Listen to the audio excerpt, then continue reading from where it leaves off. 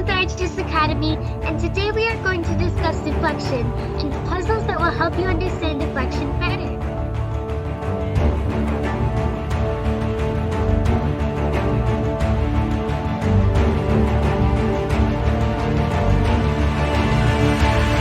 Hi! For today we prepared interesting positions, so let's start. In the position on the chessboard we play black, and the deflection could help us to mate the white king. So we're looking for mate in 3, black to move, mate in 3. So Tara, what ideas do you have? So I would like to move my queen to f8 or to f1, but the white queen is there guarding that spot. But if the queen does capture the queen, what we do is we open up the diagonal for our bishop to the king. So what I mean is that if the pawn moves forward, the bishop would attack the king. And since we made the queen leave away from the d3 square, now our pawn can move there and then have our bishop stare at the king. Yeah, so I think it was the main idea of deflection, to deflect the white queen from d3. Yeah, so the pawn moves there, opens the diagonal for the black dark square bishop. The king can't escape anywhere, it doesn't have any moves, and the only defense that white has is bishop c5. Yeah, after this move we just capture it, and it's mate. So well done, mate in 3. Yeah. Nice job! Let's move on to the next puzzle. Okay. So this time we still play black, yeah, just want to remind you that black pawns move this way. Yeah, so you see the black pawn on the second rank, that would be great if it promotes, and probably black should help the pawn to promote, so black to move, let's try to win this end game. So I know I want to promote my pawn, but the king is guarding that square, and if I advance my king forward to e2, hoping to support the pawn to promote, then probably the knight would move to e4, or is that d4? d4, yeah, and it's maybe knight c3, yeah, let's discuss knight b4. So we attack the king, and then after the king moves, let's say to e3, or sorry, probably e1 would be better, so it moves closer to the pawn. Yeah, but I think then, yeah, the knight has this fork. And then after the king moves to e2 again to continue guarding the pawn, white would probably want to just capture the pawn and sacrifice their knight. Because after all, white does have a passed pawn against the knight, and their king is close to the pawn and could possibly help the pawn to promote. So it's not such a bad ending for white. I agree, yeah. So that's why you see if we start with king d2 immediately, probably we don't win this end game. So should be something else, and of course don't forget about deflection. So what ideas do you have? Well, I consider that the knight on b4 is an annoying piece.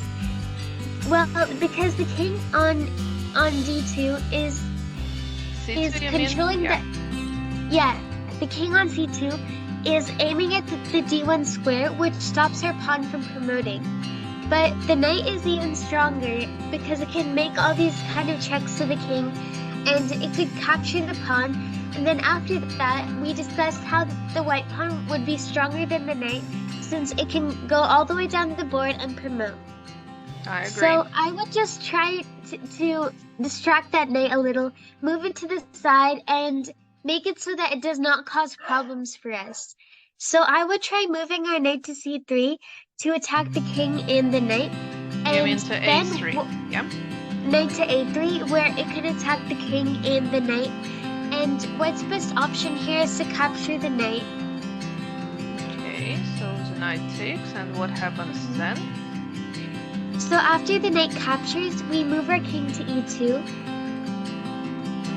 Yeah, and I don't see that the white knight could stop this pawn from getting to d1. So that's why this position should be absolutely winning for black. Yeah, so let's go back and repeat again. Knight goes to a3. Of course, if white doesn't capture, then black gets an extra knight. Yeah, knight c3, and you're gonna promote a little bit later, next move. But if the knight captures, yeah, actually it was a deflection, because from a3 the knight doesn't have any chances to stop the pawn. So that's right. Yeah, knight a3 is a winning move. Okay, maybe we can go to the next position. So, so we still play black. I think that deflection could help black to win the game, and who knows, maybe in this position black can think about the first rank. Yeah, try to mate the king at the first rank, or try to use a weakness of the first rank. So, what ideas do you have, Tara? So, yeah, the rooks are guarding the first rank. So as of this moment, the first rank is quite strong. It's holding off the queen from getting there safely. But what if we can change that? What if we can find a way to get to the first rank? So how about we try moving our queen to b2? I know it looks crazy, but I do have a point. Because if the rook captures the queen, then our rook on a2 could capture the white rook on a1. Yeah, and then, so finally. Right, it would lead to a backrange checkmate. Okay, so what happens if the rook captures the rook instead of the queen? Does it help? Then we capture the rook on b2, on b1. The queen blocks, and we capture the queen. So still mate. Okay, is there any chance for white to defend the rook? I think probably rook on b1 is not a problem, yeah, because the queen was attacking the rook before. I think after queen b2, rook on a1 becomes a problem, yeah, so white could try to defend it. So, is there any way to defend the rook? White could try to move his queen to d1 to add protection to this rook, because white would now have two defenders to it. So now the first rank is super strong. There's no chance of us ever getting there, right? Because if the queen captures the rook now, then white would just capture our queen back, and then after we capture the rook, the queen captures the rook, and it's queen against rook, and white is ahead in material. So this is not good for us. But maybe now we should not think about the first rank, but we can think about the second rank. What do you think? Well, now we shift our attack over to the second rank, because we have the queen aiming at the f2 pawn, as well as the rook aiming at the f2 pawn. So the queen could capture the rook, or the queen could capture that pawn here. Yeah, so queen takes f2, king h1, yeah, and queen takes g2 is just mate, right? Yes, that's right. Yeah, so as you can see, the winning move is queen to b2. Yeah, so a nice idea. I think in this type of the positions, also keep in your mind if the king doesn't have an escape square. All the white pawns are at the second rank. Yeah, so that's why, because of this, maybe we can think about some mate ideas using the first rank. This is a pretty cool tactic, and I remember being super amazed at when I first saw this tactic, because we were willing to sacrifice our queen just to make a checkmate. So I really love this puzzle. It's just so amazing. Yeah, the puzzle is really nice. Okay, so let's go to the next position. Oh yeah, this one is nice. This time white wins. I'm not sure that there is a mate idea, but just getting an extra material would be good. Yeah. By the way, when you have a look at the position, keep in your mind some simple tactics ideas. Yeah, so for instance, I see that I have some chances to make a fork, yeah, for the king and for the queen. Yeah, but for instance, if I capture the bishop immediately, probably after rook takes e7, I don't have any advantage. Yeah, but it doesn't mean that this plan doesn't work at all. Maybe we're just not ready for it and we should start with some preparations, but always try to keep in your mind, try to find ideas like this. Yeah, maybe some forks, pins, etc., etc. Who knows? Maybe if you look deeper at the position, you will find the way how to make them work. So Tara, what ideas do you have about this puzzle? So since the theme is deflection, what I like to do in deflection puzzles is first identify the most annoying piece. And the most annoying piece is the piece that's stopping us from doing something. So remember how in the previous puzzle, or I think it was the first puzzle, so if you can go back to the first puzzle as I talk about it.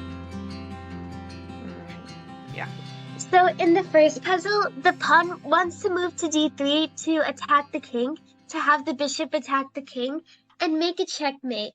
But so the queen is that annoying piece. But once we move the queen away from that square, then we take the annoying queen, we push the annoying queen away, and then we can make a checkmate.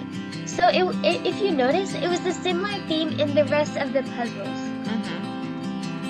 So let's go back to our puzzle, to this one.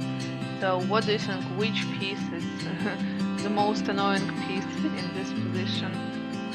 I would say the rook on a7 is the most annoying piece because it's guarding the bishop on e7, which is stopping us from making a fork to the king and to the queen. And making a fork like to the king and the queen is a big fork. So if we can find a way to make the rook move out of there to stop it from guarding the bishop, then we can make a fork and win the queen. So that could also mean that if we win the queen, it would be okay for us to lose the queen. Let me show you what I mean. So how about we try moving our queen to a8?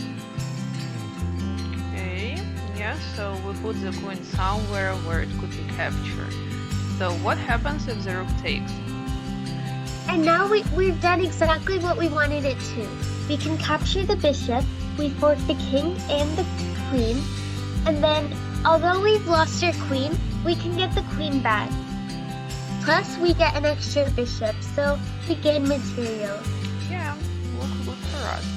Okay, so now I see what happens if black captures the queen.